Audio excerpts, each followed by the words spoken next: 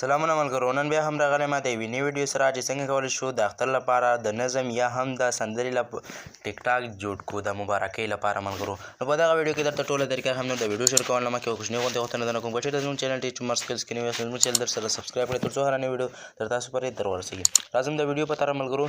راځم اول دغه ټیک ټاک درته ښیم ملګرو. دغه ټیک ټاک تاسو وګورئ.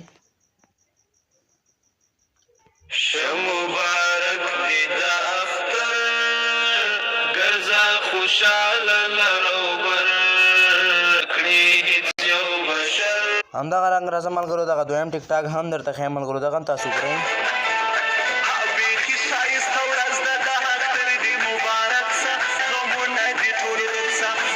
ملګرو دغه به ما درته ایډیټ کړي وي او دغه ما خپله ایډیټ کړي دي ملګرو. تاسو به دغه دوه ټمپلیټ چې دی ملګرو زما په ټلیګرام چینل کې پیدا کړئ او د ټلیګرام چینل لینک به د دغه ویډیو په ډسکرپشن کې وي.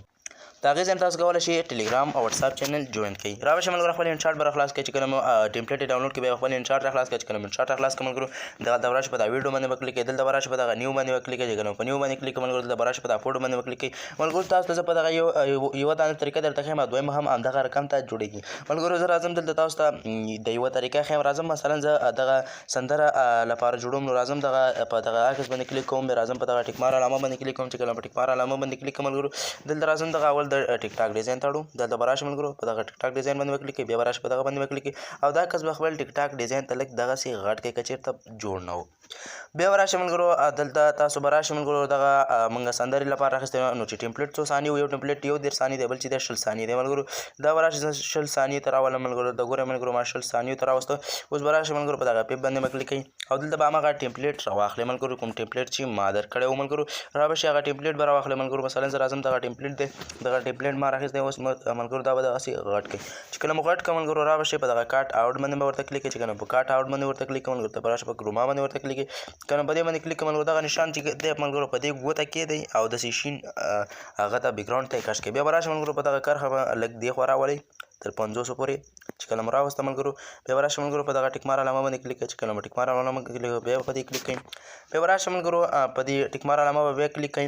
دلته به راشئ ملګرو دغه فلټر ته به راشئ ملګرو. فلټر ته دلته به راشئ د اډجسټ ته ملګرو. د عکس رڼا به لږ تته کړئ تر څو ستاسو عکس کې دا ډیزاینونه لږ سم ښکاره شي ملګرو. که چېرته مو عکس رڼا تته وه نو بیا تاسو ته مشکل نه جوړېږي او که چېرته تته نه وه بیا ته کولی شئ له دغه ځایانو کې دغسې په دغه دوه نښانو کې تته کړئ. همدارنګه ملګرو بیا به راشئ ملګرو دغه نشان ته راشئ په دغه ته چې کله راغلی ملګرو دا به هم لږ دې خوا کش کړئ او تته به یې کړئ ملګرو. همدارنګه ملګرو را به شئ ملګرو دغه یو ته چې راغلی ملګرو دا به داسې منځ ته راولئ 500 پورې. دا به هم دغسې کوئ ملګرو. بیا به راشئ په دا ټیک مار علامه باندې کلیک کړئ ملګرو. اوس ګورئ ملګرو ډیزاین بالکل ساده ښکاري.